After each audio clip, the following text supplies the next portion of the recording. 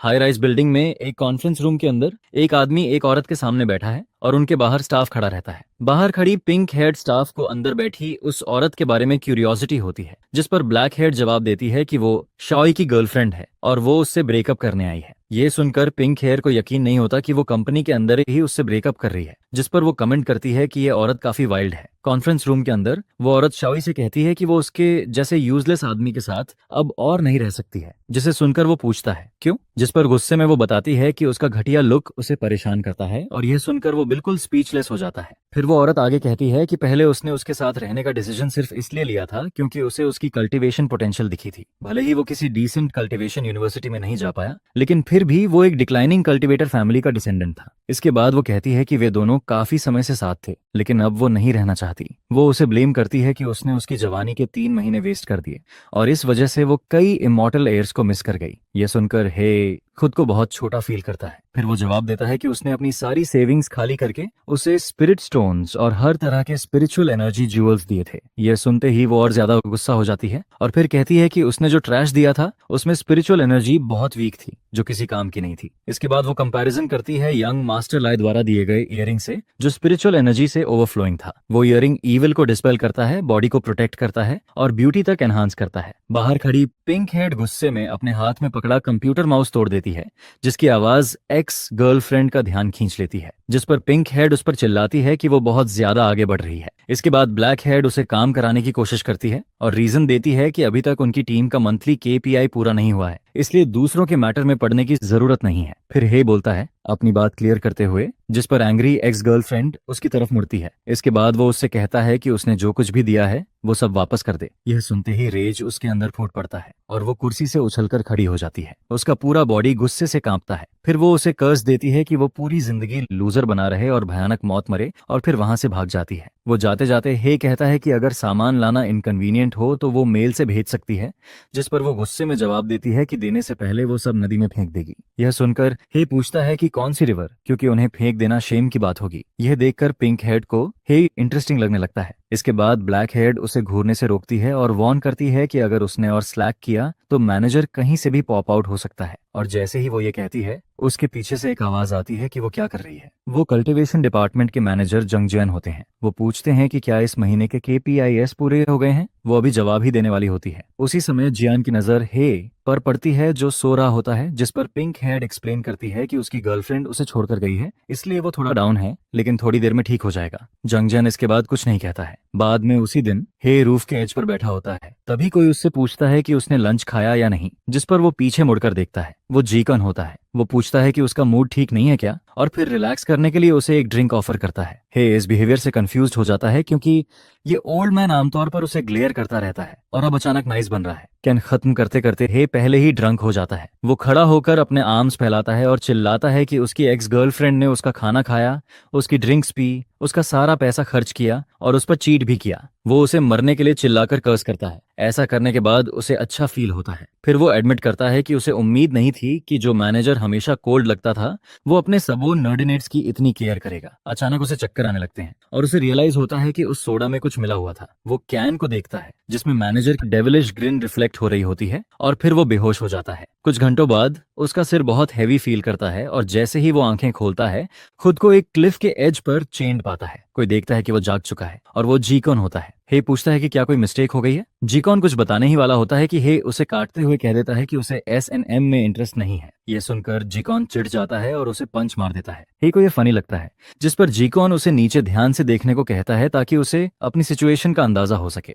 नीचे अंधेरे पिट में उसे आंखों की एक जोड़ी दिखती है। वो हिलती है और बाहर आते ही एक ड्रैगन रिवील होता है। जीकॉन उस डिवाइन ड्रैगन लॉर्ड के सामने उसे सैक्रिफाइस के रूप में प्रेजेंट करता है। वो ड्रैगन से कहता है कि भले ही ये यूजलेस आदमी अवेकन नहीं हुआ है, लेकिन इसके बॉडी में एंशिएंट लिनिएज की स्पिरिचुअल रूट अभी भी मौजूद है, जो इसे शीप और पिग से ज्यादा डिलिशियस बनाती है। इसके बदले डिवाइन ड्रैगन उसे प्रॉमिस्ड कंडेंसेशन पिल देता है। जिकॉन मेजर ब्रेक थ्रू के एक्साइटमेंट में वहां से चला जाता है ताकि अपनी कल्टीवेशन पर लौट सके। इसके बाद डिवाइन ड्रैगन हे से पूछता है कि मरने से पहले उसके कोई लास्ट वर्ड्स हैं या नहीं। हे उसे घूरते हुए कहता है कि उसके मुंह से बहुत बैड ब्रेथ आ रही है और खाने से पहले उसे टीथ ब्रश करने की सलाह देता है। यह सुनकर डिवाइन ड्रैगन उसकी इंसुलेंस पर एंग्री हो जाता है। वो दावा करता है कि वो क्लाउड्स का लॉर्ड है, 9 हेवेंस का मास्टर है, थंडर और रेन का बेरर है और 4 सीज का राइडर है। इसके अलावा उसने एबिस में 3000 साल साइलेंट कल्टीवेशन की है और 9 हेवेंस में 80,000 साल रोम किया है। आखिर में उसे खुद पर एम्बैरेसमेंट होने लगती है कि वो एक नियर मॉर्टल पर गुस्सा कर बैठा। फिर वो हे को पकड़ता है। नॉर्मली वो सैक्रिफाइस को एक बाइट में निगल लेता है, लेकिन इस बार वो उसे स्पेशल ट्रीटमेंट देने का फैसला करता है और उसे धीरे धीरे च्यू करने लगता है। हे चिल्लाता है कि वो ऐसा नहीं कर सकता। ड्रैगन जवाब देता है कि अब भीख मांगने में बहुत देर हो चुकी है, जिस पर हे क्लियर करता है कि उसे एथलीट्स फुट है, जिससे ड्रैगन की ब्रेथ और भी ज्यादा खराब हो जाएगी। वो जोड़ता है कि स्मेल लिंगर करेगी, बिल्कुल मॉर्निंग ब्रेथ की तरह, जैसे उसकी एक्स गर्लफ्रेंड के स्टिंकी सॉक्स। यह सुनकर ड्रैगन चिल्लाकर उसे चुप रहने को कहता है और फिर उसे जोर से बाइट कर लेता है। उसका आधा बॉडी खाया जा चुका होता है और वो चिल्लाता है कि थोड़ा हार्ट हो रहा है, लेकिन उसका एक्सप्रेशन दिखाता है कि वो कितना एंड्योर कर रहा है। तभी उसके हाथ पर एक मार्क दिखाई देता है जो ड्रैगन द्वारा निगलते समय कट चुका होता है। उसी पल ब्लड लाइन की फॉरबिडन आर्ट एक्टिवेट हो जाती है। पहला स्किल होता है लाइफ एंड डेथ लाइट, जो उसे मारने वाले एनिमी और खुद पर डेथ मार्क लगा देता है। एनिमी को वही पेन और डैमेज सफर करना पड़ता है जो उसे हो रहा है। जब तक वो कर्स से नहीं मरता, उसका बॉडी रिवाइव होता रहता है। दूसरा स्किल होता है ड्यूअल एनाइलेशन। एक बार यह आर्ट यूज हो जाए तो लाइफ एंड डेथ कर्स के अंडर आने वाले दोनों बॉडीज एक साथ पेरिश कर जाते हैं। जब तक top level immortal magic intervene न करे, किसी को भी रिवाइव होने का चांस नहीं मिलता और इस स्पेल को न ब्लॉक किया जा सकता है और न ही बाहर से इंटरप्ट। अचानक हेक को एक टीचर की आवाज सुनाई देती है जो उससे पूछ रहा होता है कि वो कैसी नॉनसेंस बातें कर रहा है। जैसे ही वो आंखें खोलता है, खुद को क्लासरूम में पाता है। टीचर उससे बॉडी रिफाइनमेंट की 7 आर्ट्स रिसाइट करने को कहता है, लेकिन वो लाइफ और कर्सेस की बातें करता रहता है। टीचर सोचता है कि कहीं उसने बॉडी रिफाइनमेंट मेडिसिन ज्यादा तो नहीं ले ली जिससे उसे हेलुसिनेशन हो रही है। यह सुनकर उसके क्लासमेट्स हंसने लगते हैं। उधर फैकल्टी रूम में एक फीमेल टीचर प्रोफेसर येन से उस ट्रांसफर स्टूडेंट के बारे में बात करती है जिसे उसने अपनी क्लास में लिया है। वो मानती है कि उस स्टूडेंट में जरूर इंप्रेसिव टैलेंट होगा, वरना इतने हाई एडमिशन स्टैंडर्ड्स वाला आदमी उसे एक्सेप्ट नहीं करता। जिस पर प्रोफेसर येन जवाब देता है कि उस लड़के में और भी टैलेंट्स हैं। असल में उसे इसके बदले एक अच्छी खासी रकम मिली थी। वो सोचता है कि ये लड़का वैसे भी फर्स्ट मंथली एग्जाम पार नहीं कर पाएगा, इसलिए डेट ले लेना ही बेहतर है। पूरी क्लास को लगता है कि है बिल्कुल यूजलेस है और वो लोग उस पर हंसते ही रहते हैं। है को इससे कोई फर्क नहीं पड़ता, बल्कि वो यही सोचता रहता है कि हेवेंस ने उसे आखिर कौन सा टैलेंट दिया है। हे क्लासरूम में बैठा गहराई से सोच रहा होता है। ड्रैगन के हाथों मारे जाने के बाद वो अपने बेड पर जागता है और उसकी स्पिरिचुअल रूट, जो पिछले 20 सालों से डोर्मेंट थी, अचानक अवेकन हो जाती है। उसकी एक्स गर्लफ्रेंड के शब्द उसके दिमाग में गूंजते रहते हैं कि वो एक डिक्लाइनिंग कल्टीवेटर फैमिली का आखिरी डिसेंडेंट है। तबीयत अचानक कोई उसके डेस्क पर पैर रख देता है। ये लड़का उसे इंटिमिडेट करने की कोशिश करता है और क्लास के रूल्स पर लेक्चर देने लगता है। वो उसे हफ्ते में एक बार कम से कम 1 बोतल बॉडी रिफाइनमेंट पिल्स, 1 बोतल पयुआन पिल्स और 1 डोज गुबान पोशन देने को कहता है। क्लासमेट्स देखते हैं कि जॉन जबाई फिर से एक न्यूबी को एजुकेट कर रहा है और उनके लिए ये एक देखने लायक शो होता है। हे पूछता है कि वो उसे ये सब क्यों दे और वो उसके डेस्क पर पैर रखकर क्यों खड़ा है, जिस पर जबाई कहता है कि ये उसका टेरिटोरी है और वो चाहे तो यहाँ पैर रखेगा। साथ ही वो ये भी कहता है कि वो आमतौर पर यहीं से कूदकर नीचे जाता है, उन वीकलिंग्स की तरह नहीं जो स्टेयर्स यूज करते हैं। जाने से पहले वो उसे धमकी देता है कि अगर उस आफ्टरनून क्लास खत्म होने तक सामान नहीं लाया तो वो उसे स्कूल के फ्रंट लाइट पोल से बांधकर पब्लिकली शेम करेगा। हे देखता है कि उसके पैर विंडो के बाहर जा रहे हैं और उसी पल उसके दिमाग में एक थॉट आता है। अचानक हे उस बुली के पैर पर जोर से स्लैप करता है, जिससे वो ऑकवर्ड तरीके से गिरता है और सीधा अपने चेहरे के बल जमीन पर आ लगता है। ये सीन काफी सेटिस्फाइंग होता है। क्लासरूम की विंडो से क्लासमेट्स उसे घूरते रह जाते हैं। उन्हें यकीन नहीं होता कि वो फेस फर्स्ट जमीन पर गिर गया। उन्हें ज्यादा चिंता नहीं होती क्योंकि वो एक 100 fold refined steel technique practice करता है और उन्हें लगता है कि ऐसी गिरावट से वो मरेगा नहीं। कुछ लोग तो ये सोचकर दुखी भी होते हैं कि अगर वो मर गया तो उनका रैंक ऊपर चला जाएगा। वो कुछ मिनट तक जमीन पर पड़ा रहता है और फिर उठकर चिल्लाता है कि कोई कहीं नहीं जाएगा क्योंकि वो उनकी टांगें तोड़ देगा। हे के सामने बैठे ग्रीन हेड लड़के उसे बताते हैं कि अब वो फंस चुका है क्योंकि जबाई एक जाना माना क्लास बुली है जिसे आज तक किसी ने हराया नहीं है। साथ ही उसका फैमिली सिटी का एक पावरफुल और इन्फ्लुएंशियल एकेडमिक कल्टीवेशन क्लैन है और उसकी body refinement technique insane level तक पहुंच चुकी है। वो ये भी बताता है कि आखिरी स्टूडेंट जिसने उससे दुश्मनी ली थी, उसका पूरा परिवार बर्बाद हो गया और मर गया। वो हे को वार्न करता है कि वो भाग सकता है लेकिन छुप नहीं सकता। फिर वो उसे टिप देता है कि क्लास के बाद गुजी एली से दूर रहना। वहीं वो लोग अक्सर एम्बुश करते हैं, लेकिन ये रास्ता हे के घर जाने के रास्ते में अनअवॉइडेबल है। शाम होते होते हे गुजी एली का साइन देखता है। पास ही 3 आदमी खड़े इंतजार कर रहे होते हैं। उनमें से एक अपने बॉस जाबाई से पूछता है कि क्या सच में 3 लोगों को मिलकर एक ट्रैश ट्रांसफर स्टूडेंट को हैंडल करना जरूरी है। दूसरा आदमी कहता है कि बॉस तो उसे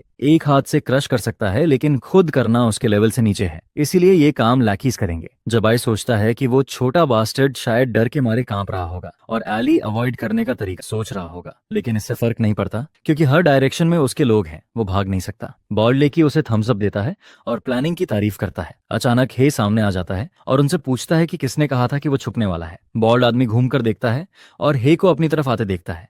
उन्हें यकीन नहीं होता कि वो खुद चलकर उनके ट्रैप में आ गया है। वो मान लेते हैं कि जब बच नहीं सकता तो शायद ओबीडियंटली मौत एक्सेप्ट करने आ गया है। जबाई देखता है कि ये लड़का बिल्कुल डरा हुआ नहीं है और उसे क्यूरियोसिटी होती है कि वो क्या प्लान कर रहा है। वो सोचने लगता है कि कहीं ये एक्सट्रीमली रेयर टाइप तो नहीं जो अपनी रियल स्ट्रेंथ छुपाकर वीक बनने का नाटक करता है ताकि सरप्राइज अटैक कर सके। हे उन्हें कावर्ड कहता है कि स्कूल गेट पर किसी को घेरने की हिम्मत नहीं है, इसीलिए दूर रैली में एम्बुश करते हैं। वो कंप्लेन करता है कि यहाँ तक पहुंचने में काफी मेहनत लगी और उन्हें चैलेंज करता है कि सामने आकर अटैक करें। उसकी बातों से एक लैकी प्रोवोक हो जाता है और वो हे को किक मार देता है। हे वॉल से टकराता है और दीवार में एक बड़ा डेंट बन जाता है। उन्हें यकीन नहीं होता कि वो इतना वीक है, खासकर तब जब वो इतनी एरोगेंस के साथ आया था। जबाई कंफर्म कर लेता है कि वो सिर्फ एक रुकी है और वो बेकार में ओवरथिंक कर रहा था। हे खून से सना हुआ जमीन पर गिरा होता है। बुली उसके पास आता है और बताता है कि ये बॉडी रिफाइनमेंट के 5th लेवल की किक थी जिससे उसके इंटरनल ऑर्गन्स डैमेज हो चुके हैं और वो ज्यादा देर जिंदा नहीं रहेगा। हे अपनी हालत के बावजूद कहता है कि उसे बिल्कुल दर्द नहीं हुआ। वो इसे 5th रिफाइनमेंट भी नहीं मानता,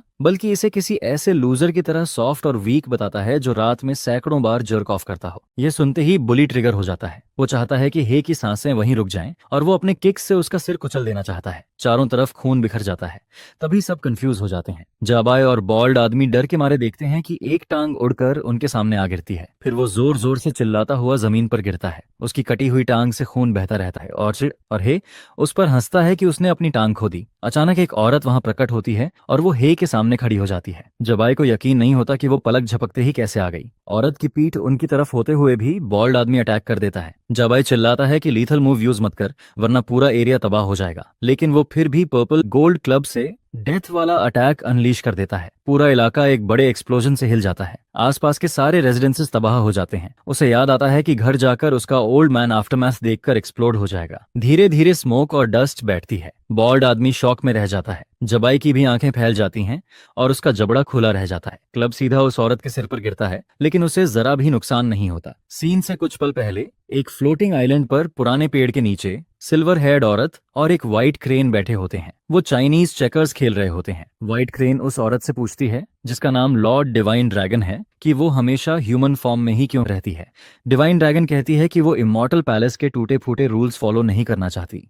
वो सवाल करती है कि हर कोई अपनी ओरिजिनल फॉर्म में ही क्यों दिखता है। वो कहती है कि ऐसा करने से सब क्रेन की तरह बन जाएंगे, जिनका बॉडी इंसान का और सिर पक्षी का होता है। यह सुनकर क्रेन चौंक जाती है और पूछती है कि क्या वो ऑफेंड हो गई है। क्रेन क्लैरिफाई करती है कि वो इसलिए पूछ रही है क्योंकि डिवाइन ड्रैगन से खून बह रहा है। डिवाइन ड्रैगन को लगता है कि यह मजाक है, क्योंकि आखिरी बार वो 100 साल पहले ब्लीड हुई थी। उसे खुद को इनविंसिबल फील होता है, लेकिन तभी उसके लिए सरप्राइज होता है और खून और तेजी से बहने लगता है। क्रेन पैनिक कर जाती है। डिवाइन ड्रैगन तुरंत होम्योस्टेसिस स्पेल यूज करती है और क्रेन को वहीं छोड़ देती है। मॉर्टल रेल्म की तरफ जाने से पहले क्रेन उसे इमॉर्टल पैलेस में रिपोर्ट करने की याद दिलाती है। डिवाइन ड्रैगन बहुत तेजी से उड़ती है। उसके हाथ पर एक मार्क दिखाई देता है और डिवाइन सेंस से स्कैन करने पर उसे पता चलता है कि ये डेथ कर्स है, जिसे वो अपनी पावर से भी डिस्पेल नहीं कर सकती। उसे एहसास होता है कि लाइफ कर्स ह्यूमन वर्ल्ड में किसी से जुड़ा हुआ है और उसे उस बास्टर्ड को ढूंढना ही होगा। वापस एली में एक रेक्टेंगुलर बैरियर खड़ा हो चुका होता है। दीवारों पर मार्क्स बने होते हैं और पूरा एली कवर हो चुका होता है। जबाई इंप्रेस हो जाता है कि उसने क्वाजी कंडेंसेशन रेल्म के डायरेक्ट अटैक को बिना हिले सह लिया। इम्पैक्ट के उसी पल उसने डिफेंसिव बैरियर बना लिया था, जिससे आसपास की बिल्डिंग्स को कोई नुकसान नहीं हुआ। वो समझ जाता है कि सामने वाले की कल्टीवेशन उससे कहीं ऊपर है। डिवाइन ड्रैगन कहती है कि उसे लो लेवल कल्टीवेटर से लड़े बहुत समय हो गया है, इसलिए वो भूल ही गई थी कि ये लोग कितने वीक होते हैं। वो ये भी सोचती है कि जबाई तो उससे भी ज्यादा कमजोर है जितनी वो खुद शुरुआत में थी। जबाई अपने आदमी पर चिल्लाता है कि जल्दी उससे दूर हट जा, लेकिन बॉल्ड आदमी कुछ कर पाता उससे पहले ही उसका बॉडी टुकड़ों में उड़ जाता है। यह देखकर जबाई पूरी तरह से डर जाता है। उसके पैर जवाब दे जाते हैं और वो वहीं पीछे गिरकर बैठ जाता है। वो पूछता है कि ये कैसे हुआ, जब उसने उसे अटैक करते हुए देखा तक नहीं। फिर जैसे ही वो उसे अपनी तरफ आते देखता है, वो पैनिक करने लगता है, खासकर जब उसके पैर पहले ही साथ छोड़ चुके होते हैं। उसे साफ समझ आ जाता है कि अब उसका एंड है। तभी अचानक हे हवा में उठने लगता है। वो औरत कहती है कि उसे हैरानी हो रही है कि जिसे उसने खा लिया था वो फिर से जिंदा कैसे हो गया। यह सुनते ही हे कंफर्म कर लेता है कि वही ड्रैगन है। वो उसे कहती है कि जल्दी से उस कर्स को लिफ्ट करे वरना वो डेड मीट बन जाएगा, जिस पर हे जवाब देता है कि उसे नहीं पता कि उसे कैसे हटाया जाए। यह सुनते ही वो उसे बार बार जमीन पर पटकती है, इतनी ताकत से कि जमीन तक टूट जाती है। वो उससे फिर से कर्स हटाने को कहती है। जबाई ये सब देखकर सिहर जाता है कि जब वो स्नैप करती है तो अपने ही एलाइज को भी नहीं छोड़ती। तभी अचानक वो औरत खून खांसती है और खून जमीन पर फैल जाता है। उसे रियलाइज होता है कि वो जितना ज्यादा उसे मार रही है उतना ही खुद हर्ट हो रही है, इसलिए इसका कोई फायदा नहीं है। अगर ये ऐसे ही चलता रहा तो सब एक बोरिंग लूप में फंस जाएगा। वो डिसाइड करती है कि पहले वापस जाकर कर्स तोड़ने का तरीका ढूंढेगी, लेकिन तभी हे उसे रुकने को कहता है। वो नोटिस करती है कि वो फिर से जिंदा हो चुका है और अंदर ही अंदर कर्स को शेमलेस कहती है। हे उसे याद दिलाता है कि उसने उसे ऐसे खा लिया था जैसे वो कुछ भी नहीं हो, इसलिए वो थोड़ा कॉम्पेंसेशन चाहता है। इतिहास में पहली बार कोई उससे ऐसा कह रहा होता है। वो पूछती है कि उसे क्या चाहिए। हे जवाब देता है कि वो इमॉर्टल बनना चाहता है। यह सुनकर वो इरिटेट हो जाती है और फिर पूछती है कि अगर उसने मना कर दिया तो वो क्या करेगा। हे उसे धमकी देता है कि अगर उसने उसकी विश पूरी नहीं की तो वो खुद को सल्फ्यूरिक एसिड के पूल में डुबो डुबो कर मरेगा और वो उसके साथ बुरी तरह बलि करती रहेगी। यह सुनकर वो गुस्से से भर जाती है कि उसने उसे ब्लैकमेल करने की हिम्मत कैसे की। वो सोचती है कि उसे फ्रीज करके कहीं बंद कर दे और आराम से कर्स तोड़ने का तरीका ढूंढे। वैसे भी उसके पास अनलिमिटेड टाइम है, लेकिन हे के पास इसका भी काउंटर होता है। वो उसे प्रोवोक करता है कि ट्राई करके देख ले।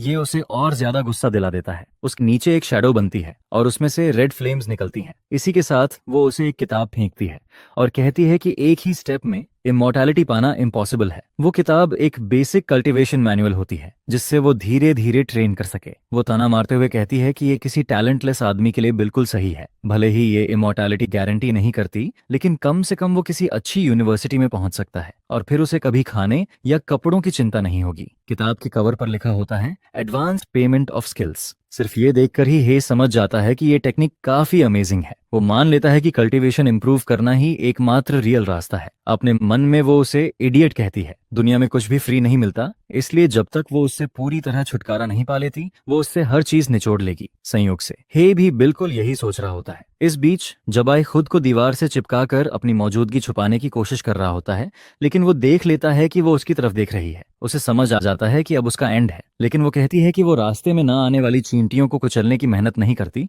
लेकिन उसे यहाँ हुई हर बात भूल जानी चाहिए। जैसे ही वो अपनी पावर्स उस पर यूज करती है, जबाई चिल्लाने लगता है कि वो मरना नहीं चाहता। तभी अचानक जब वो आंखें खोलता है तो बॉडी कल्टीवेटर इंस्ट्रक्टर उसे एग्जाम रूम में खुद को कंट्रोल करने के लिए चिल्ला रहा होता है। उसे परेशानी होती है कि उसे कल की कोई भी बात याद नहीं है। उसका दिमाग पूरी तरह मैस हो चुका होता है। उसे समझ नहीं आता कि आज क्या करना है। इंस्ट्रक्टर उन्हें बताता है कि ये नए सेमेस्टर का फर्स्ट मंथली एग्जाम है और वो उम्मीद करता है कि सब अपना बेस्ट देंगे। रैंकिंग के नीचे वाले स्टूडेंट्स खतरे में होते हैं क्योंकि स्कूल उन्हें लीव करने की सलाह दे सकता है। पहला बॉडी कल्टीवेशन प्रोफिशिएंसी टेस्ट शुरू हो चुका होता है और उनके फ्यूचर के लिए इंस्ट्रक्टर उन्हें चार्ज करने को कहता है। हे को यकीन नहीं होता कि फर्स्ट वीक में ही मंथली एग्जाम आ गया, जबकि पिछले कुछ दिनों में इंस्ट्रक्टर्स ने क्लास में कुछ सिखाया भी नहीं था। उसके पास बैठा ग्रीन हेयर लड़का बताता है कि सीनियर ईयर ऐसा ही होता है। जो कुछ सिखाना था वो पहले 2 साल में हो चुका होता है। वो आगे बताता है कि हे को एक्स्ट्रा प्रेप क्लासेस लेनी चाहिए थी। हे को इसका कोई आइडिया नहीं था। ग्रीन हेड लड़का समझाता है कि सारा एफर्ट एक्स्ट्रा करिकुलर्स में जाता है। सीनियर ईयर सिर्फ एग्जाम्स, रैंकिंग्स और खुद को हाइप करने का होता है। फिर उसे रियलाइज होता है कि हे ने कोई प्रेप क्लास ज्वाइन ही नहीं की। वो कहता है कि अब हे एग्जाम में बुरी तरह फंसने वाला है। फिर वो फैट स्टूडेंट से कहता है कि उसकी रैंकिंग बदलने वाली है। फैट स्टूडेंट पूछता है व्हाई, जिस पर ग्रीन हेड लड़का बताता है कि वो idiot transfer student cram school तक रजिस्टर नहीं हुआ। यह सुनकर सब जोर जोर से हंसते हैं। ग्रीन हेड लड़का जबाई को देखता है और सोचता है कि इतना विशियस क्लास बुली आखिर हे को कैसे छोड़ दिया। जबाई खुद भी यही सोच रहा होता है। उसके 2 हेंचमैन मारे जा चुके थे और तीसरा खून बहने से मर गया था। उसे महसूस होता है कि कुछ टेरिफाइंग हुआ है। पहला टेस्ट पेनिट्रेशन का होता है। फील्ड में एक बैरियर स्पेल कास्ट किया जाता है ताकि डिस्ट्रक्टिव पेनिट्रेशन टेस्ट की जा सके। इंस्ट्रक्टर किसी को डेमो के लिए बुलाता है। उससे जबाई से काफी उम्मीदें होती हैं। जबाई स्टिक फेंकता है। उसका अटैक काफी डिस्ट्रक्टिव होता है और कई लेयर्स को पेनिट्रेट कर जाता है। इंस्ट्रक्टर खुश होकर अनाउंस करता है कि उसने 1 मीटर मोटी 5 लेयर रीइंफोर्स्ड कंक्रीट वॉल को तोड़ दिया है। उसे यही उम्मीद थी स्कूल के बॉडी टेम्परिंग प्रोडिजी से। जबाई का लेवल लगभग इंस्ट्रक्टर के बराबर होता है। लड़कियां चीयर करने लगती हैं। जबाई को इससे फर्क नहीं पड़ता क्योंकि उन्हें नहीं पता कि वो किस टेंशन में है। ग्रीन हेड लड़का कहता है कि ये रिजल्ट इंप्रेसिव है। हे पूछता है कि क्या ये सच में अच्छा रिजल्ट है। वो बताता है कि जबाई वेल नोन है क्योंकि बॉडी कल्टीवेशन के दम पर उसे सीधे हेजू कल्टीवेशन यूनिवर्सिटी रेकमेंड किया गया है। वो समझाता है कि ये टेस्ट एक्सप्लोसिव डिस्ट्रक्टिव पावर दिखाता है, चाहे बॉडी टेम्परिंग हो या सुई कल्टीवेशन टेक्निक। आखिर स्कोर इसी पर डिपेंड करता है कि कितनी लेयर्स टूटती हैं। सीनियर ईयर के पहले महीने में ज्यादातर लोग सिर्फ 2 या 3 लेयर्स ही तोड़ पाते हैं। 5 लेयर्स का रिजल्ट सबसे आगे होता है। इसके बाद इंस्ट्रक्टर वू को बुलाता है, जो वही फैट स्टूडेंट होता है। वो आगे बढ़ता है और बॉल फेंकता है। वो फर्स्ट लेयर तक पहुंचता है, लेकिन वहीं अटक जाता है। वो मन ही मन चाहता है कि वो आगे जाए, और वो किसी तरह पास हो जाता है। वो खुशी से सेलिब्रेट करता है। फिर इंस्ट्रक्टर ट्रांसफर स्टूडेंट को बुलाता है। अंदर ही अंदर वो खुश नहीं होता कि ओल्ड प्रिंसिपल ने ऐसा ट्रैश क्लास में एडमिट किया है। वो हे को बुलाने ही वाला होता है। ग्रीन हेड लड़का सोचता है कि हे अब डूम्ड है। अगर वो एक लेयर भी नहीं तोड़ पाया तो उसे लीव करने की सलाह मिल जाएगी। आखिरी बार बात करते हुए वो उसे लक विश करता है। हे अपनी पावर कॉन्सेंट्रेट करता है और उसकी आंखें लाल हो जाती हैं।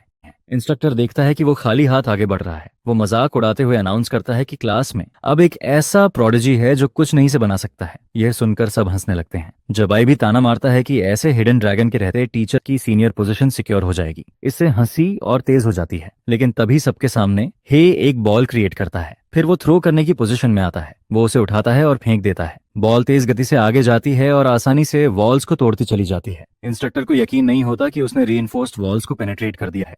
उसे डर लगता है कि कहीं ये स्कूल की बैरियर को भी ना तोड़ दे। लेकिन लास्ट वॉल पर बॉल गायब हो जाती है। इंस्ट्रक्टर को राहत मिलती है कि उसकी पावर वहीं खत्म हो गई। फिर भी उसने उनके पूरे बैच का रिकॉर्ड तोड़ दिया होता है। और इंस्ट्रक्टर पहली बार पाम लाइटनिंग देख रहा होता है। उस लाइटनिंग की एक्सप्लोसिव फोर्स देखकर वो समझ जाता है कि हे का बॉडी टेम्परिंग लेवल काफी हाई है। बॉडी और की कल्टीवेशन दोनों को उस लेवल तक मास्टर करने पर इंस्ट्रक्टर उस बच्चे को हेवनली जीनियस कहता है। लड़कियां उसके चारों तरफ इकट्ठा हो जाती हैं और कहती हैं कि पहले वो नॉर्मल सा दिखता था, लेकिन अब हैंडसम लगने लगा है। उनमें से एक कहती है कि उसका टैलेंट पिछले जीनियस को भी टक्करता है। पहले उसमें ऐसा कुछ नजर नहीं आता था, लेकिन अब साफ लग रहा है कि वो किसी मेजर सेक्ट से जुड़ा हुआ है। ग्रीन हेयर्ड लड़का समझ जाता है कि अब वो डूम्ड है, क्योंकि उसने पहले जोर जोर से हंसी उड़ाई थी। दिन के बाद में वो काफी नर्वस दिखता है। हे उससे पूछता है कि उसे क्या हो गया है, क्योंकि वो 50 साल बड़ा लग रहा है। वो मान लेता है कि पहले वो ब्लाइंड हो गया था, और हे से कहता है कि अगर उसे कभी कुछ भी चाहिए हो तो बस बोल देना। हे जल्दी में गुड बाय कहता है और एक झटके में वहां से गायब हो जाता है। ग्रीन हेयर्ड लड़का हैरान रह जाता है कि वो कितनी तेजी से ट्रेन पकड़ने भागा। उसे एहसास होता है कि जो लोग आउटस्टैंडिंग होते हैं वो उससे कहीं ज्यादा मेहनत करते हैं। हे पूरी ताकत से दौड़ रहा होता है। वो बहुत अनॉयड फील कर रहा होता है। वो अभी अभी कंफर्म कर चुका होता है कि वो बदबूदार ड्रैगन की इंटेंशंस बिल्कुल सही नहीं है। उसने उसे एक टाइम बम जैसी बेकार मैनुअल पकड़ा दी थी। उसे ब्लैक नेथर पॉम लाइटनिंग की प्रैक्टिस पूरी करने का इंस्ट्रक्शन मिला होता है। अगर वो टाइम पर फिनिश नहीं करता तो पेनल्टीज लगती, जैसे कल्टीवेशन डिडक्शन और ब्लड लाइन वीकनिंग, जिसका मतलब होता प्रोहिबिशंस। उसका टाइमर 11:05 पर चल रहा होता है। हे के रूम के अंदर वो शेल्व्स खंगालता है, स्किल बुक ढूंढते हुए। वही किताब होती है जो उसने पहले ऑनलाइन खरीदी थी, लेकिन तब वो समझ नहीं पाया था, इसलिए उसने सीधे लास्ट पेजेस देखे थे। अब वो इनिशियल कल्टीवेशन स्टेप्स दोबारा जानने के लिए बेचैन होता है। वो दोबारा ऑर्डर नहीं कर सकता, क्योंकि फास्टेस्ट डिलीवरी भी अगले दिन की होती और तब तक बहुत देर हो चुकी होती। फिर उसे दिमाग में ई बुक खरीदने का आइडिया आता है। प्राइस देखकर वो जोर से चिल्ला पड़ता है। नीचे के नेबर्स कंप्लेन करते हैं कि वो इतना क्यों चिल्ला रहा है, क्योंकि उन्हें अगले दिन कल्टीवेशन के लिए जल्दी सोना है। पहली बार जब उसने वो किताब खरीदी थी तब उसने अपनी सारी पॉकेट्स खाली कर दी थी। टेंस ऑफ थाउजेंड्स खर्च किए थे, लेकिन अब प्राइस आसमान छू चुका होता है। इस पॉइंट पर उसके पास सिर्फ 8 आवर्स 31 मिनट्स और 24 सेकंड्स बचे होते हैं। समय तेजी से निकल रहा होता है, और अगर वो तुरंत ऑर्डर नहीं करता तो पूरी रात भी ट्रेनिंग के लिए काफी नहीं होगी। लेकिन उस पर पहले से ही बहुत खर्चे होते हैं, जैसे ओल्ड प्रिंसिपल को दिए गए 50,000। आखिरकार वो 2 लाख वेन में किताब खरीद लेता है, जिससे उसका अकाउंट बैलेंस 3,372.29 रह जाता है। इसके बाद वो माउंटेन्स में चला जाता है, जहां वो बेसिक ब्रीदिंग टेक्निक प्रैक्टिस करता है। 3 आवर्स 44 मिनट्स और 3 सेकंड्स बचे होने पर वो स्पिरिचुअल एनर्जी एक्टिवेशन करता है। आखिरी 1 आवर 5 मिनट्स और 16 सेकंड्स मूव प्रैक्टिस में निकल जाते हैं। फॉरेस्ट में एक्सप्लोजन्स होते हैं, क्योंकि वो ट्रीज और रॉक्स में होल्स कर देता है। वो कल्टीवेशन प्रोसेस को आखिरी 32 सेकंड्स खत्म होने से पहले पूरा कर लेता है। खत्म होने पर वो कहता है कि ये तो बहुत इजी था, लेकिन उसे उम्मीद नहीं होती कि उसे चक्कर आएंगे और वो वहीं बेहोश हो जाएगा। इसी दौरान फ्लोटिंग आइलैंड पर बाथ हाउस के अंदर चारों तरफ स्टीम फैली होती है। डिवाइन ड्रैगन खुशी खुशी शावर ले रही होती है। तभी अचानक उसकी पीठ से खून निकलने लगता है और पानी लाल हो जाता है। वो कंप्लेन करती है कि जो इमोर्टल ड्यू उसने अभी अभी बनाई थी वो बर्बाद हो गई। वो पानी के जरिए हे को चेक करती है और देखती है कि कल्टीवेशन कंप्लीट करते वक्त उसने खुद को ओवर एक्सर्ट कर लिया था और अचानक मर गया था। वो उसे यूजलेस कहती है। उसने तो कंप्लीशन प्रोसेस में बस हल्की सी रिस्ट्रिक्शन डाली थी और वही उसे नॉकआउट करने के लिए काफी हो गई। उसके पास उसे हील करने के अलावा कोई ऑप्शन नहीं बचता। एक हफ्ता पहले सीनियर ईयर के पहले दिन जी क्लास प्लेसमेंट टेस्ट में टॉप 10 में रैंक करता है। रिजल्ट्स बुलेटिन बोर्ड पर लगे होते हैं। वो घमंड करता है कि उसने सिर्फ बॉडी टेम्परिंग के दम पर एलीट क्लास के टॉप 10 में जगह बना ली है। इससे वो बाकी टॉप स्टूडेंट्स को नीचा समझने लगता है। तभी उसके पास खड़ी एक लड़की चिल्लाती है जिससे वो चौंक जाता है। वो देखती है कि फैटी अब लास्ट नहीं है, सबसे नीचे हाई का नाम होता है। किसी ने उसका नाम पहले नहीं सुना होता, जिससे सब समझ जाते हैं कि वो ट्रांसफर स्टूडेंट है। जबाई इस न्यूबी को दिखाने के लिए ईगर होता है कि यहाँ हालात कितने टफ होते हैं। वर्तमान में जबाई देखता है कि हे पिछले इंडिविजुअल टेस्ट से 10 रैंक्स ऊपर आ चुका है। अब हे रैंक 33 पर होता है। उसका एक लैकी उसे टेस्ट शुरू होने की याद दिलाता है। वो जिम में होते हैं। एक स्टूडेंट डरा हुआ खड़ा रहता है। अचानक एक पाम उसके चेहरे पर पड़ती है और खून बहने लगता है। इतनी जोरदार हिट होती है कि वो गिरकर अपनी गर्दन तोड़ लेता है। इंस्ट्रक्टर अब मेडिक को बुलाता है और कहता है कि जल्दी इन्फर्मरी ले जाओ, शायद डॉक्टर सॉन्ग के मिरेकल हैंड से वो बच जाए। हे ग्रीन हेयर्ड लड़के से पूछता है ये कैसा टेस्ट था। वो बताता है कि ये पाम स्ट्रेंथ और इम्पैक्ट रेजिस्टेंस टेस्ट करता है। पेनिट्रेशन टेस्ट के मुकाबले ये जबाई की स्पेशलिटी है, खासकर उसकी proud iron tempered steel technique, जिसे उनकी ग्रेड में कोई तोड़ नहीं पाया है। जबाई उस साल के strongest palm strength student Xiao Yikai के सामने आता है।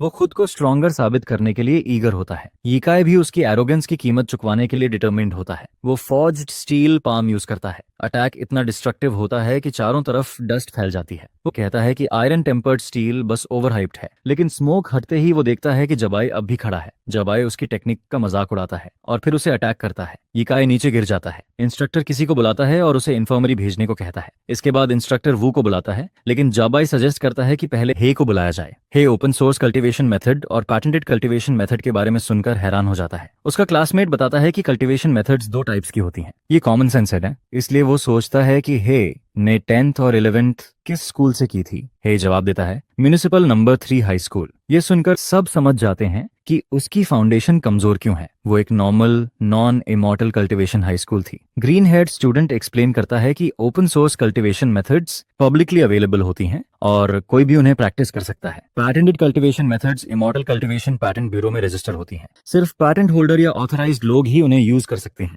बिना इजाजत प्रैक्टिस करने पर लीगल कॉन्सिक्वेंसेज या एक्सटर्मिनेशन तक हो सकती है। जैसे forged steel palm open source है और 100 रिफाइंड स्टील पैटेंटेड है। ऑर्डिनरी कल्टीवेटर्स के लिए पैटेंटेड मेथड्स तोड़ना आसान नहीं होता। उनकी थ्रेशोल्ड और डिफिकल्टी दोनों ज्यादा होती हैं। इंस्ट्रक्टर बेसिक मेंटेनेंस स्पेल्स डालकर टूटे हुए कोड को ठीक करता है और फिर हे को नीचे आने को कहता है। हे और जबाई आमने सामने खड़े होते हैं। जबाई को हर बार उसे देखकर दिल तेज धड़कता फील होता है। उसे समझ नहीं आता क्यों, खासकर जब उसने सिर्फ एक टेस्ट हारा है, लेकिन अगर वो उसे हरा दे तो खुद को प्रूव कर सकता है। हे सजेस्ट करता है कि दोनों एक साथ हिट करें। यह जबाई को चिढ़ा देता है और वो चिल्लाता है कि ज्यादा एरोगेंट मत बन। हे फॉर्ज्ड स्टील पाम यूज करता है। जबाई को फर्क नहीं पड़ता क्योंकि वो ओपन सोर्स मेथड से टकराने की कोशिश कर रहा है। वो 100 रिफाइंड स्टील यूज करता है। इंस्ट्रक्टर ध्यान से देखता रहता है। दोनों की पाम्स टकराती हैं, लेकिन जबाई उड़कर पीछे जा गिरता है। दीवार से टकराने पर गहरा डेंट पड़ता है और जमीन में बॉडी शेप का होल बन जाता है। क्राउड सन्न रह जाती है। इंस्ट्रक्टर को यह बिल्कुल एक्सपेक्ट नहीं था। हे का opening move open source forged steel palm होता है, लेकिन जबाई से टकराते ही उसके ऊपर 100 रिफाइंड स्टील की लेयर चढ़ जाती है। ऊपर से जंग फैमिली की पैटेंटेड 100 रिफाइंड स्टील टेक्निक्स की थ्रेशोल्ड भी बहुत हाई और डिफिकल्ट होती है। इससे इंस्ट्रक्टर सोचने लगता है कि क्या हे को पैटेंटेड मेथड चोरी से प्रैक्टिस करने के बैकलैश का डर नहीं है। हे टीचर से कहता है कि जबाई को इन्फर्मरी भेज दिया जाए क्योंकि वो दीवार से चिपका हुआ है और खुद नीचे उतर नहीं पा रहा। जब टीचर जवाब नहीं देता तो हे पलटकर देखता है। टीचर बिल्कुल एक टेम किए हुए डॉग की तरह बिहेव कर रहा होता है। फिर वो टीचर उससे पूछता है कि उसने किस मास्टर के अंडर ट्रेनिंग ली है। वो उसे पास आने को कहता है और फिर धीरे से उसके कान में विस्पर करता है कि वो ड्रैगन लॉर्ड था। उधर जबाई इन्फर्मरी में होश में आता है। वो उस बास्टर्ड पर गुस्सा कर रहा होता है। तभी बगल से कोई बोलता है कि वो बास्टर्ड कुछ जाना पहचाना लग रहा है। वो छियन होता है। वो हाइये की पिक्चर को ध्यान से देखता है और कहता है कि वो किसी ऐसे इंसान जैसा दिखता है जिसे वो जानता है। शी पूछता है कि क्या वो उसे जानता है। सियन इशारा करता है कि हाँ, लेकिन अंदर ही अंदर वो सोचता है कि हाय का जिंदा बचना नामुमकिन था। वो सोचने लगता है कि क्या ड्रैगन लॉर्ड ने उस पर मर्सी दिखाई है। उसे याद आता है कि अगला एग्जाम केमिस्ट्री का है। वो जाबाई से पूछता है कि किस टॉपिक पर फोकस होगा। जाबाई जवाब देता है कि पॉइजन मेकिंग और टॉक्सिन टेस्टिंग। यह सुनकर जियन के चेहरे पर डेविलिश ग्रिन आ जाती है और वो कहता है कि जंकयार्ड में मजा आएगा। जाबाई फॉर्ज्ड स्टील पाम की ट्रेनिंग को पूरा करता है। वो बॉस को इन्फॉर्म करता है कि सारी स्क्रैप्ड कार्स क्रश कर दी गई हैं। इसके बाद बॉस उसकी तारीफ करता है और पेमेंट उसके अकाउंट में ट्रांसफर कर देता है। बॉस ने पैसे बचाने के लिए स्क्रैप कार क्रैशर नहीं खरीदा था, इसलिए जाबाई को कल्टीवेटिंग करते हुए कमाने का मौका मिल गया। सिस्टम उसे इंस्ट्रक्ट करता है कि वो जल्दी से 100 रिफाइंड स्टील ट्रेनिंग कंप्लीट करे। उसने 2020 स्ट्राइक्स कर लिए होते हैं, लेकिन अभी तक 2020 हिट्स नहीं मिले होते। वो सोचने लगता है कि आज रात किससे लड़े ताकि हिट्स मिल सकें। अचानक कोई सामने आता है और पूछता है कि क्या वो हे है। वो जवाब देता है कि नहीं। वो कहता है कि सामने वाला गलत आदमी ढूंढ रहा है, क्योंकि उसका नाम यिनजियन है। उसी पल पहले वाली क्लास का टीचर छींक देता है।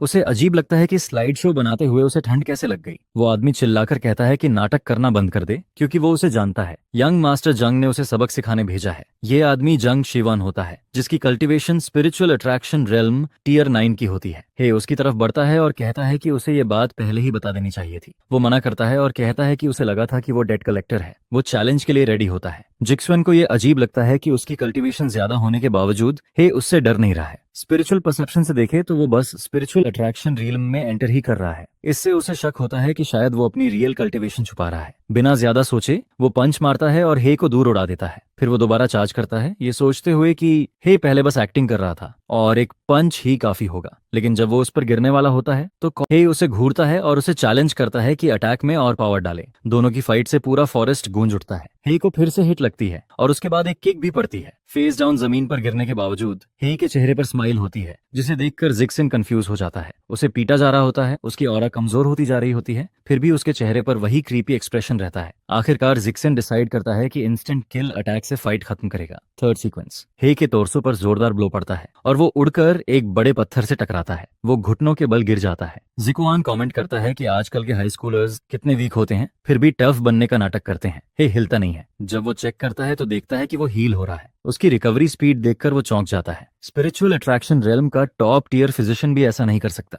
वो फाइनल स्ट्राइक मारता है। इम्पैक्ट से चारों तरफ तेज हवा चलने लगती है। हे के चेहरे पर क्रीपी ग्रिन आ जाती है, क्योंकि उसे रियलाइज होता है कि उसे 2020 हिट्स मिल चुके हैं। इससे 100 रिफाइंड स्टील ट्रेनिंग कंप्लीट हो जाती है। वो नीचे झुककर जवान की टांग पकड़ता है और black underworld palm thunder unleash करके उसके टोर्सो पर मारता है, लेकिन जवान अपने पाम से उसे ब्लॉक कर लेता है और एंट्री लेवल स्पेल कहकर उसका मजाक उड़ाता है। हे जवाब देता है कि उसे पकड़ कर रखे। वो अपना दूसरा हाथ नेक्स्ट अटैक के लिए रेडी करता है। फिर वो फॉर्ज्ड स्टील पाम के बाद 100 रिफाइंड स्टील यूज करता है। जिक्सॉवन डायरेक्ट हिट खाता है और इम्पैक्ट से उड़ता हुआ एक पेड़ के तने को चीर देता है। आखिरकार वो खुद को संभाल लेता है, लेकिन खून खांसता है। उसे महसूस होता है कि उसके बॉडी के ज्यादातर मेरिडियंस टूट चुके हैं। उसे यकीन नहीं होता कि स्पिरिचुअल अट्रैक्शन रेल्म के एंट्री लेवल पर एक हाई स्कूलर उसे हीलिंग के लिए एनर्जी चैनल करने पर मजबूर कर सकता है। वो कसम खाता है कि रिकवर होने के बाद उसे मार डालेगा। तभी उसका ध्यान किसी और चीज पर जाता है। लाइटनिंग बॉल उसके हाथ से चिपकी होती है। वो पैनिक में उसे फेंकने की कोशिश करता है, लेकिन वो निकलती नहीं है। वो कुछ कर पाता उससे पहले ही वो एक्सप्लोड हो जाती है। उसके अलावा कुछ नहीं बचता सिवाय उसके शेड्स के। हे उन्हें उठाकर पहन लेता है। सिस्टम नोटिफाई करता है कि एनिमी डिफीट हो चुका है और उसे डायनेमिक मोनले नाम का मैजिकल टूल मिला है, जो डायनेमिक विजन एनहांस करता है, जिससे फास्ट मूविंग ऑब्जेक्ट्स को ट्रैक करना आसान हो जाता है। हे इस अनएक्सपेक्टेड रिवॉर्ड से खुश हो जाता है। अगले दिन रैंकिंग्स पोस्ट होती हैं। जाबाई परेशान हो जाता है कि हे बहुत तेजी से रैंक अप कर रहा है।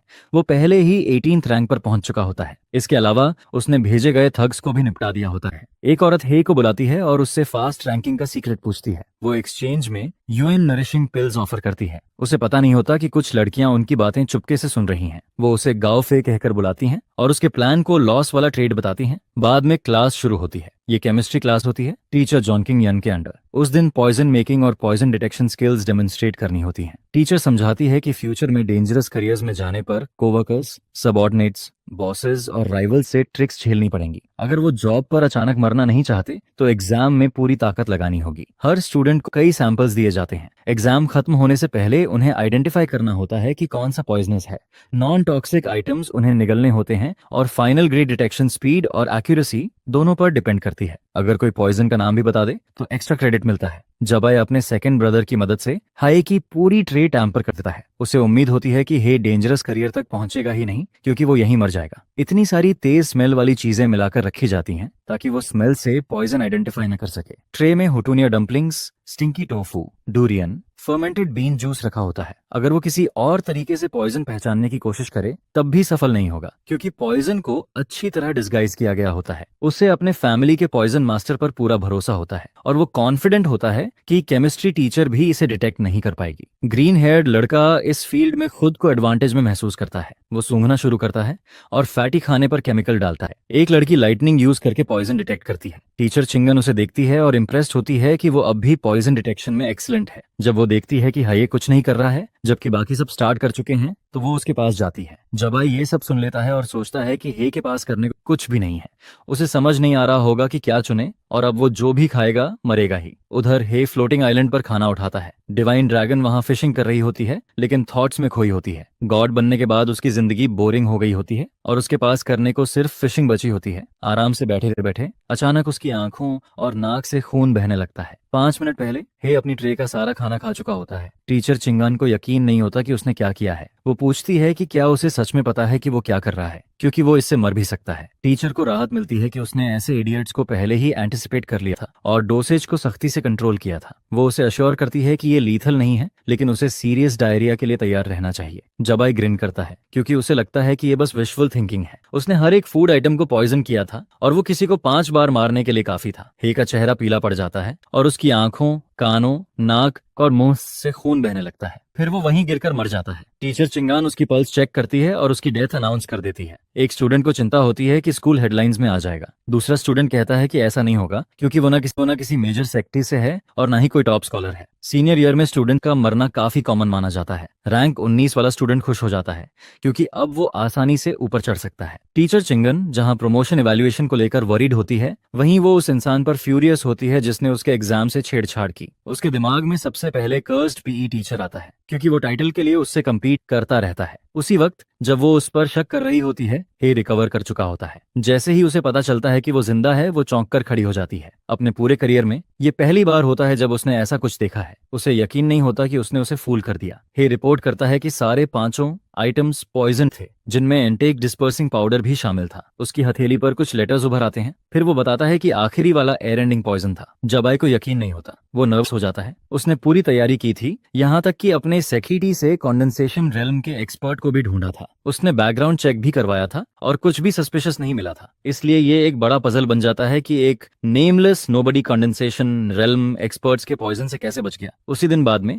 लैब में टीचर चिंग यान पेटी डिश में कुछ इंस्पेक्ट कर रही होती है। वो फ्लूइड पर अपनी ऑरा रैप करती है। वो हाई का ब्लड सैंपल होता है और एनालिसिस से उसे पता चलता है कि उसके सारे आंसर्स करेक्ट थे। वो समझ जाती है कि ये ब्रेन डेड पीई टीचर का काम नहीं हो सकता। इससे उसे लगता है कि ये किसी रियल पॉइजन मास्टर ने किया है जो कंडेंसेशन रेल्म का है। उसे खुद भी एनालाइज करने में आधी रात लग जाती है और वो सोचती है कि हे सच में फ्रीक है। इधर न्यू इमॉर्टल बुक स्टोर में हे बुक्स खंगाल रहा होता है। उसने कभी सोचा भी नहीं था कि ऐसा कम्युनिकेशन मेथड भी हो सकता है। डिवाइन ड्रैगन पाम्स के थ्रू उससे कम्युनिकेट करती है और बताती है कि ये उसकी ब्लड लाइन फॉरबिडन टेक्निक है। वो उसे डम कहती है कि उसे ये तक नहीं पता कि इसे यूज कैसे करना है। वो इमरजेंसी के समय कॉन्टैक्ट के लिए उनकी हेल्थ बार्स लिंक कर देती है। हे कंप्लेन करता है कि ऐसा इनक्रिप्टेड कम्युनिकेशन दर्द देता है। वो पूछता है कि इमॉर्टल्स और मॉर्टल्स के बीच बात करने का कोई और तरीका है या नहीं। उसे लगता है कि गॉड्स पूरी तरह फ्री होते हैं। वो उसे समझाती है कि ह्यूमंस के लिए वो स्ट्रैटेजिक न्यूक्स जैसे हैं। उनका हर मूव इमॉर्टल पैलेस की निगरानी में होता है। वो एक बार ऑलरेडी खुद से डिसेंड कर चुकी है और अगर उसने दोबारा कैजुअली ह्यूमन से कांटेक्ट किया और इमॉर्टल पैलेस को पता चल गया तो इमॉर्टल्स उसके पीछे पड़ जाएंगे। हे पूछता है कि क्या वो उसे टॉप टियर ट्रेजर्स की लोकेशन बता सकती है। वो कहती है कि जो कुछ शेयर करना अलाउड था वो सब ऑलरेडी एडवांस्ड पेमेंट स्किल्स में इन्फ्यूज कर दिया गया है, बस उसे इंस्ट्रक्शंस फॉलो करनी है। उसके हाथों से खून बहने लगता है। किसी की नजर उस पर पड़ती है। वो फीमेल स्टाफ होती है। उसे लगता है कि आजकल हाई स्कूलर्स बहुत प्रेशर में होते हैं, लेकिन उसे यकीन नहीं होता कि कोई बुक स्टोर में सेल्फ हार्म करेगा और फिर खून साफ करने की बारी उसी की आएगी। हे सॉरी बोलता है और प्रॉमिस करता है कि वो बाद में खून साफ कर देगा। फिर वो कुछ बुक्स को लेकर सवाल पूछता है। वो पूछती है कि किस तरह की बुक्स चाहिए। हे बताता है कि वो सीनियर ईयर में है और कंडेंसेशन रियल में एम करना चाहता है। वो अच्छे प्रेप बुक्स की रिकमेंडेशन चाहता है। कॉलेज एंट्रेंस एग्जाम्स में अभी लगभग 1 साल बाकी होता है, इसलिए उसे हैरानी होती है कि वो अभी से कंडेंसेशन रियल्म की तैयारी कर रहा है। हे पूछता पूछता है कि कंडेंसेशन रेल्म कितना हार्ड होता है। वो डाउट करती है कि क्या वो सच में सीनियर है, क्योंकि उसे बेसिक नॉलेज भी नहीं है। वो एक्सप्लेन करती है कि अगर कॉलेज एंट्रेंस एग्जाम के दौरान कंडेंसेशन रेल्म ब्रेक कर लिया तो एडमिशन ऑलमोस्ट गारंटीड होता है। अगर सीधे रीच कर लिया तो डायरेक्ट रिकमेंडेशन भी मिल सकती है। वो कमेंट करती है कि आजकल के किड्स की एम्बिशंस बहुत ऊंची होती हैं, लेकिन ग्राउंडिंग नहीं होती। वो उसे 3 बेस्ट सेलिंग बुक्स देती है और कहती है कि अगर वो इन्हें ग्रास्प कर ले तो काफी है। हे कंडेंसेशन रेल्म कल्टीवेशन गाइड चुनता है और काउंटर पर रख देता है। ये स्टाफ रिकमेंडेशन में नहीं होता, इसलिए वो अनइम्प्रेस्ड रहती है कि उसने उसकी बात नहीं मानी। हे तुरंत बुक स्कैन करता है। स्टाफ देखती है कि वो उस कॉम्प्लेक्स बुक को सीधे लास्ट पेज पर पलट देता है। उसके दिमाग में वो जज करती है कि उसकी लॉजिक पूरी तरह उल्टी है और वो होपलेस है। वो पढ़ता है कि कंडेंसेशन रेल्म ब्रेक करने के लिए छी या बॉडी कल्टीवेशन को लेवल 10 तक पूरा करना जरूरी है। साथ में कंडेंसेशन पिल की मदद चाहिए। इस प्रोसेस में स्पिरिचुअल एनर्जी बॉडी के अंदर रैम्पेज कर सकती है, जिससे सीरियस इंजरीज हो सकती हैं। इसलिए टॉप ग्रेड हीलिंग और फाउंडेशन स्टेबलाइजिंग मेडिसिन की जरूरत होती है। ये प्रोसेस एक्सपेंसिव और रिस्की होता है और इसमें मरने का भी खतरा होता है। हे कंक्लूड करता है कि उसे बस जंग एस्टेट में कंडेंसेशन पिल प्रिपेयर करनी है। उधर कोई चिल्ला रहा होता है। जबाई कंडेंसेशन रेल्म के पॉइजन मास्टर को डांट रहा होता है कि वो एक सीनियर स्टूडेंट को भी नहीं मार सका। वो आदमी माफी मांगता है और कहता है कि कुछ गड़बड़ हो गई होगी। वो सेकंड चांस मांगता है और प्रॉमिस करता है कि अगली बार बच्चा सच में मर जाएगा। अब जबाई और ज्यादा वरीड हो जाता है, क्योंकि हाई का स्कोर क्लास में 10th रैंक तक पहुंच चुका होता है। वो नहीं चाहता कि आंख में चुभने वाला ये कांटा इतनी आसानी से सक्सीड करे। वो आदमी को 1 हफ्ते का टाइम देता है और कहता है कि अगर हे जिंदा रहा तो उसका सिर काट देगा। अचानक रूफ से तेज आवाज आती है। अनएक्सपेक्टेडली हे सोड के साथ ब्रेक इन कर देता है। इससे कुछ पल पहले जांग रेजिडेंस की सिक्योरिटी काफी टाइट होती है। सेकंड फ्लोर पर खड़ा एक गार्ड अपने साथी को मरते हुए देखता है। वो तुरंत रेडियो उठाकर रिपोर्ट करने लगता है, लेकिन सेंटेंस पूरा होने से पहले ही उस पर अटैक हो जाता है। फिर हे सेकंड फ्लोर के बालकनी पर जंप करता है। वो रूफ पर गार्ड्स को भी गिरा देता है। तभी वो जबाई को अपनी मौत की डेडलाइन देते हुए सुनता है। वो अपनी पावर हैंड में कॉन्सेंट्रेट करता है और 2 फ्लोर्स नीचे गिरने के लिए होल बना देता है। जैसे ही वो जबा तक पहुंचता है, वो अपनी सोर्ड निकालकर उसके शोल्डर में घोंप देता है। इस बुली को पता ही नहीं होता कि उसने गलत इंसान से पंगा ले लिया है। बस इमेजिन करो, नए स्टूडेंट को बुली करना और फिर कुछ ही पलों में जान लगभग चली जाना। अगर सोर्ड दिल से कुछ इंच और पास लग जाती। फिर भी जाबाई रिटेलिएट करने की कोशिश करता है। वो पाम टेक्निक से उसे पीछे धकेलता है। उसी पल हे सोर्ड निकालकर अपने पाम से उस अटैक को ब्लॉक करता है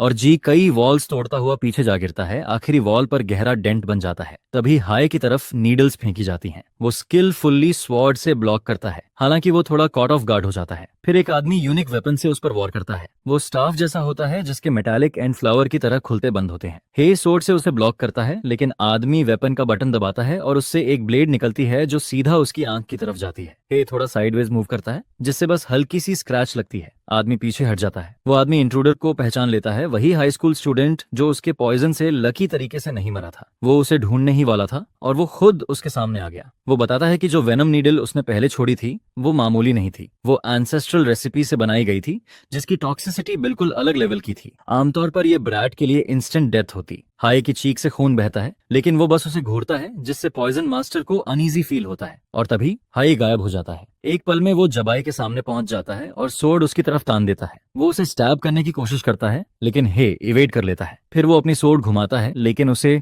कुछ गलत सा फील होता है। उसी पल कई नीडल्स उसकी तरफ छोड़ी जाती हैं। ये पॉइजन मास्टर की तरफ से होता है। वो इस बात से ऑफेंड हो जाता है कि हे ने उसे कंप्लीटली इग्नोर कर दिया। उसे ये भी इरिटेशन होती है कि उसके पॉइजन की पोटेंसी इतनी स्ट्रांग होने के बाद भी ये लड़का अभी तक जिंदा खड़ा है। हे एक आइटम तोड़ देता है। फिर वो आदमी जबाई से कहता है कि भाग जा, वो नीडल्स का कर्टन बनाकर उसे कवर देगा। हे देखता है कि जबाई विंडो से कूदकर एस्केप कर जाता है। जबाई बाहर निकल जाता है। इसके बाद पॉइजन मास्टर डिसाइड करता है कि कंडेंसेशन रेल्म की पावर डेमोन्स्ट्रेट करेगा। जो नीडल्स दीवार में घुसी होती हैं, उनसे ग्रीन मिस्ट निकलने लगती है। हे को खांसी आने लगती है। उसे समझ आ जाता है कि ये पॉइजन फॉग पहले वाले टॉक्सिक नीडल्स से कहीं ज्यादा इंटेंस है। पॉइजन उसकी स्किन पर असर दिखाने लगता है और वो गिरकर मर जाता है। पॉइजन मास्टर जोर जोर से हंसता है। वो उसका मजाक उड़ाता है कि वो खुद को हर पॉइजन से इम्यून समझ रहा था, लेकिन उसके फिनिशिंग मूव को विथस्टैंड नहीं कर पाया। तभी उसकी आंखों के सामने एक स्टैच्यू 2 हिस्सों में कट जाती है। हे की आंखें खुल जाती हैं। वो अपनी सोर्ड उठाता है और पॉइजन मास्टर पर स्लैश कर देता है। उसी पल पॉइजन मास्टर समझ जाता है कि उससे बहुत बड़ी गलती हो गई है। असल में जब से डिवाइन ड्रैगन ने क्ले एवाटार टेक्निक यूज करके डैमेज डाइवर्ट करना शुरू किया था, तब से हर बार उसे खून से नहीं ढकना पड़ता था।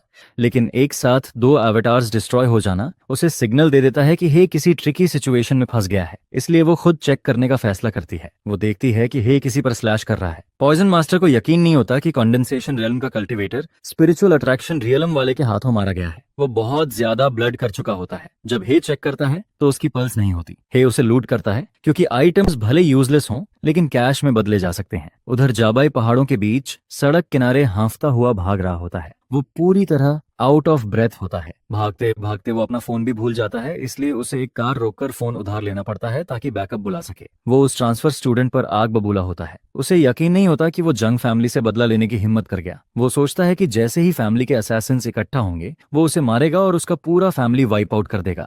लेकिन तभी हे सामने आ जाता है और पूछता है कि वो किसे मारने वाला है। हे सोर्ड से उस पर अटैक करता है लेकिन जाबाई डॉज कर लेता है। फिर जाबाई 100 रिफाइंड स्टील यूज करके अपने बॉडी को स्ट्रेंथन करता है। उसकी आर्म कट जाती है और खून बहने लगता है। वो डिस्टेंस बनाने के लिए पीछे हटता है। वो संभल भी नहीं पाता कि एक ऑर्ब उसके चेहरे की तरफ फेंका जाता है और एक्सप्लोड हो जाता है। धमाके से वो क्लिफ से नीचे गिर जाता है। जमीन पर जोरदार इम्पैक्ट के साथ गिरता है। हे उसे खत्म करने के लिए नीचे फॉलो करता है। जाबाई हिल नहीं पाता और डराने के लिए कहता है कि वो जांग फैमिली से है, लेकिन हे को कोई फर्क नहीं पड़ता। वो उसका सिर काट देता है। हे मानता है कि अगर ड्रैगन किंग ने सारा डैमेज अब्सॉर्ब नहीं किया होता तो वो उसे कई बार मार चुका होता। उसे यकीन नहीं होता कि मौत के बिल्कुल पास होने के बाद भी जी वही फैमिली बैकग्राउंड वाला इंटिमिडेशन रूटीन यूज कर रहा था। हे बॉडी को जला देता है और एविडेंस मिटा देता है। उसे पता होता है कि ऐसा करने के बाद भी जंग फैमिली उसकी मौत को उसी से जोड़ देगी, चाहे उनके पास प्रूफ हो या नहीं। और ऊपर से वो अभी भी जंग फैमिली की पैटेंटेड टेक्निक यूज कर रहा है, इसलिए वो जानता है कि फ्यूचर में कॉन्फ्लिक्ट अनअवॉइडेबल है।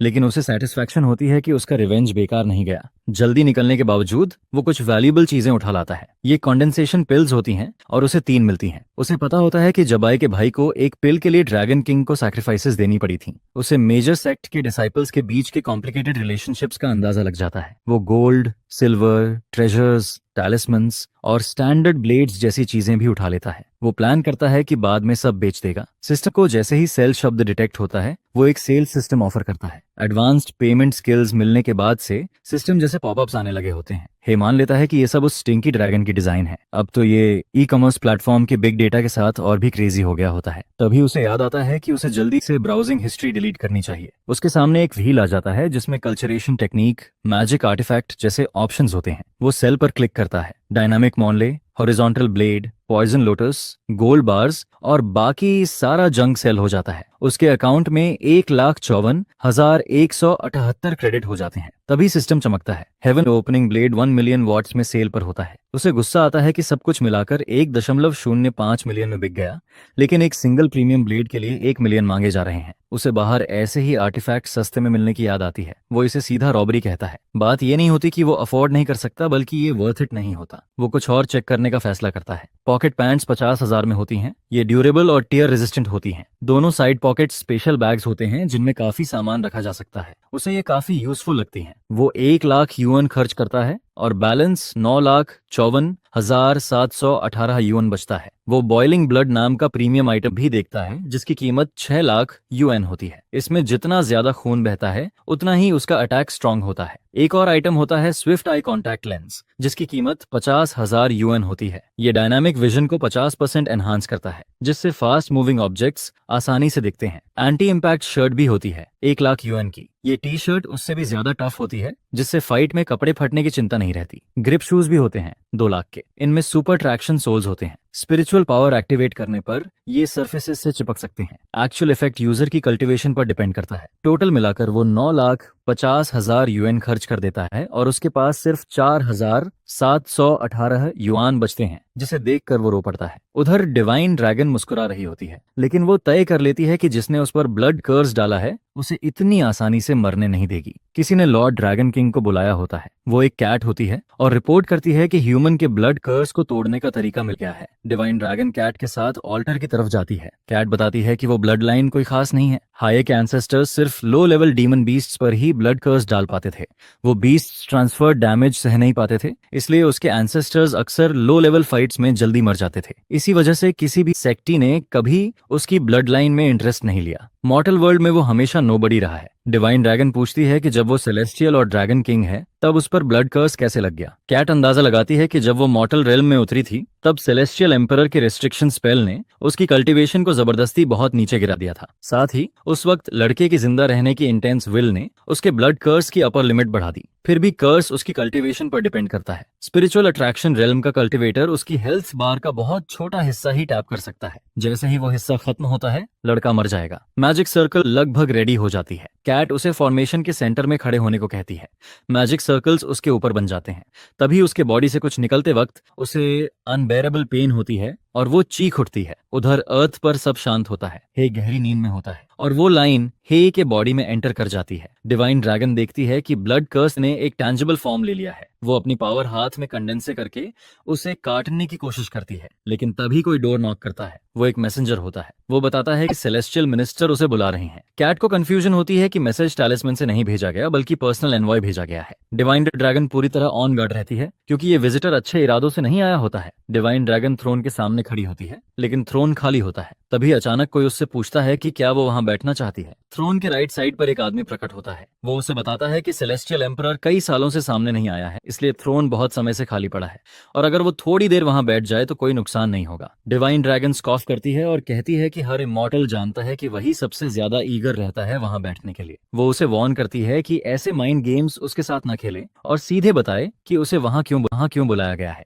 वो कमेंट करता है कि वो अब भी उतनी ही हॉट टेम्पर्ड है। फिर वो बताता है कि उसे बुलाने की वजह उसकी हाई इमॉर्टल प्रमोशन की एप्लीकेशन है। उसे रिजेक्ट कर दिया गया है। यह सुनते ही डिवाइन ड्रैगन गुस्से में आ जाती है क्योंकि पहले उसने अपना टेरिटरी और सबऑर्डिनेट्स छोड़ दिए थे और इमॉर्टल पैलेस ज्वाइन करने के लिए अग्री किया था। वो सब उसने सिर्फ इसलिए किया था क्योंकि उसे प्रॉमिस दिया गया था कि 100 साल बाद उसे हाई इमॉर्टल बना दिया जाएगा। वो आदमी समझाता है कि अब सिचुएशन अलग है क्योंकि बहुत सारे माइनर इमॉर्टल्स प्रमोशन के लिए अप्लाई कर रहे हैं। अगर सिर्फ सेंचुरीज पुराने प्रॉमिस के आधार पर उसकी प्रमोशन अप्रूव कर दी गई तो बाकी इमॉर्टल्स ऑब्जेक्शन करेंगे। वो सजेस्ट करता है कि वो और ज्यादा मेरिट जमा करे और अपनी कल्टीवेशन थोड़ा और बढ़ाए। वो उसकी बात पूरी होने से पहले ही वहां से गायब हो जाती है। कैट हैरान रह जाती है कि वो इतनी जल्दी वापस आ गई। डिवाइन ड्रैगन आसमान में बेहद तेज रफ्तार से उड़ रही होती है और उसके चेहरे से साफ दिखता है कि वो कितनी फ्यूरियस है। कैट समझ जाती है कि ये अच्छा साइन नहीं है। वो लगभग क्लिफ तक पहुंच चुकी होती है। जब वो नीचे उतरती है तो जोरदार एक्सप्लोजन होता है। पूरे फॉरेस्ट में उसका इम्पैक्ट महसूस होता है। कैट उल्टे मुंह चट्टान पर गिर जाती है। वो पूछती है कि क्या वो ठीक है। डिवाइन ड्रैगन चट्टानों पर लेटी हुई सार्कास्टिकली जवाब देती है कि वो ठीक फील कर रही है,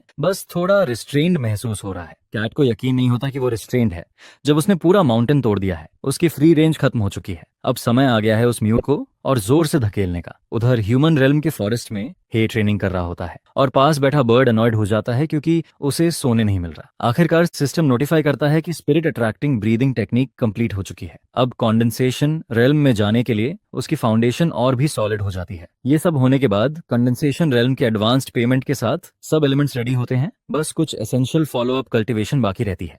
वो advance cultivation condensation realm activate करता है। पावर उसके बॉडी में दौड़ने लगती है। कॉन्सेंट्रेटेड पावर सीधा आसमान की तरफ शूट करती है। स्मोक और डस्ट चारों तरफ फैल जाती है। कुछ देर बाद सब क्लियर हो जाता है। उसकी आंखें लाल चमकने लगती हैं। कंडेंसेशन रेल्म एडवांसमेंट प्रीपेड होने के कारण उसकी बॉडी स्ट्रेंथ, माना और मैक्स हेल्थ पॉइंट्स काफी बढ़ जाते हैं और डिवाइन सेंस बहुत ज्यादा एनहांस हो जाती है।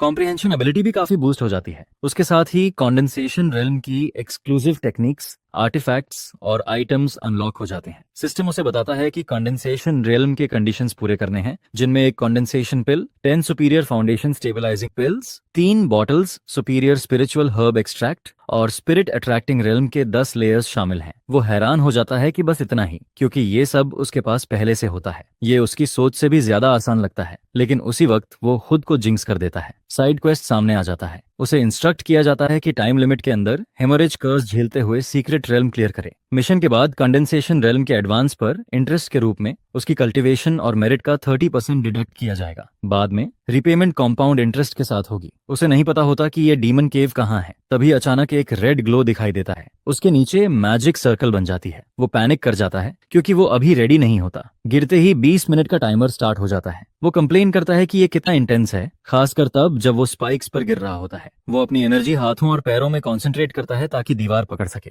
पहले वो फिसलता है, लेकिन आखिरी पल में रुक जाता है। बस 1 इंच पहले उसके नीचे स्पाइक का टिप होता है। वो सच में बहुत क्लोज था। वो लगभग मर ही गया होता। भले ही उसकी हेल्थ बार मोटी हो चुकी होती है, लेकिन हर्ट होना अब भी हर्ट करता है और उसे नहीं पता होता कि हेमरेज कब शुरू होगा। अगर पॉसिबल हो तो वो इंजरी अवॉइड करना चाहता है। तभी एक मेटल आर्म उसकी तरफ छोड़ा जाता है। किस्मत से वो उसे देख लेता है और नीचे गिरकर उसे इवेड कर लेता है। जैसे ही वो गिरता है एक और स्पाइक आती है जिसे वो तलवार से 2 टुकड़ों में काट देता है। उसकी स्पीड, स्ट्रेंथ और रिफ्लेक्सेस तीनों काफी इंप्रूव हो चुके होते हैं। भले ही उसके पास आयरन काटने वाली बेस्ट नाइफ ना हो, लेकिन थोड़ी सी मैजिक पावर मोबिलाइज करने पर कमर जितनी मोटी स्टोन आर्म को भी वो एक स्वॉर्ड से काट सकता है। यही बेसिक कल्टीवेशन इंप्रूव करने का फायदा होता है। उसे एक और इनकमिंग अटैक दिखता है। बाहर निकलने के लिए उसे जिगजैग में ऊपर की तरफ मूव करना पड़ता है। जैसे ही वो पिट से निकलने वाला होता है, एक हाथ रास्ता रोक लेता है और आगे पीछे से एम्बुश हो जाता है। वो black nether fist core thunder use करता है और सब कुछ तोड़ देता है। इसके बाद उसका टाइमर 17 मिनट्स 36 सेकंड्स पर पहुंच जाता है। जमीन से ह्यूमन शेप में एक रॉक उभरता है। ऐसे कई रॉक सोल्जर्स सामने आ जाते हैं। वो रॉक और ह्यूमन वॉरियर जैसे दिखते हैं, जिनके हाथ में हथौड़ा होता है। टाइम लिमिट की वजह से उसके पास उनसे निपटने का ज्यादा वक्त नहीं होता और उसी दौरान हेमोरेज शुरू हो जाता है। वो घुटनों पर आ जाता है। रॉक सोल्जर अपना हथौड़ा उठाकर वार करता है, लेकिन हथौड़ा किसी चीज से टकराता है। वो एक हाथ होता है जिसे हे एडवांस्ड पेमेंट स्किल से क्रिएट करता है स्टोन गोलम।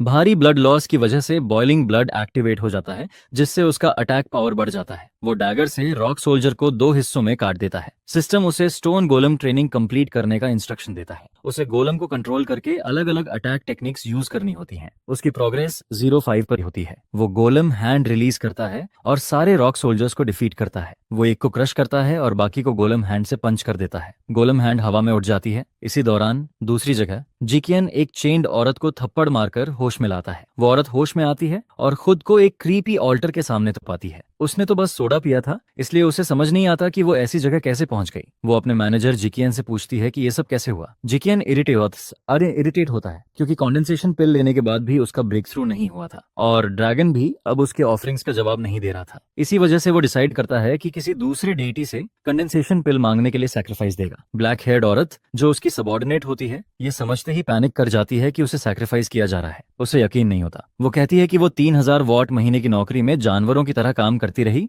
और अब उसे अपनी जान भी देनी पड़ेगी। वो दावा करती है कि कंपनी कॉन्ट्रैक्ट में ऐसा कहीं नहीं लिखा है। जीकेन क्लैरिफाई करता है कि जब उसने लेबर डिस्पैच एजेंसी के साथ कॉन्ट्रैक्ट साइन किया था, तब कंपनी का इससे कोई लेना देना नहीं था। ये सुनकर वो और शॉक हो जाती है। वो चाकू उसकी गर्दन पर रख देता है और कहता है कि बहुत हो गया। वो उसे मारने के लिए मना करती है। तभी अचानक एक एक्सप्लोजन होता है। ये हे के हाथ में पकड़ी लकड़ी की स्टिक की वजह से होता है। हे उस मैनेजर को देखता है जो एम्प्लॉइज को अपने बच्चों की तरह ट्रीट करता था। फिर वो उसे मिडिल फिंगर दिखाता है। इसी वक्त हे स्टोन गोलम ट्रेनिंग फेज कंप्लीट कर चुका होता है। जॉन का जबड़ा खुला रह जाता है जब वो उसे देखता है। उसे यकीन नहीं होता कि वो जगह ढूंढकर मैकेनिकल गोलम्स पार करके अंदर आ गया है। हे कहता है कि उसे हैरानी नहीं है कि वो अब भी जिंदा है। वो अंदाजा लगाता है कि किसी ने उसे पहले ही बता दिया होगा कि उसे मारना कितना मुश्किल है। वो कहता है कि शायद श्यान का मरा हुआ भाई ही होगा, क्योंकि श्यान को यकीन नहीं था कि उसका भाई उसके हाथों मरा है। फिर वो पूछता है कि क्या उसके पास उसके भाई की कॉन्डेंसेशन पिल है। वो उस पर अटैक करता है और उसे देने के लिए मजबूर करता है। उसे ये जानने में कोई दिलचस्पी नहीं होती कि उसका भाई कैसे मरा। उसने पहले है को मारने में सिर्फ इसलिए मदद की थी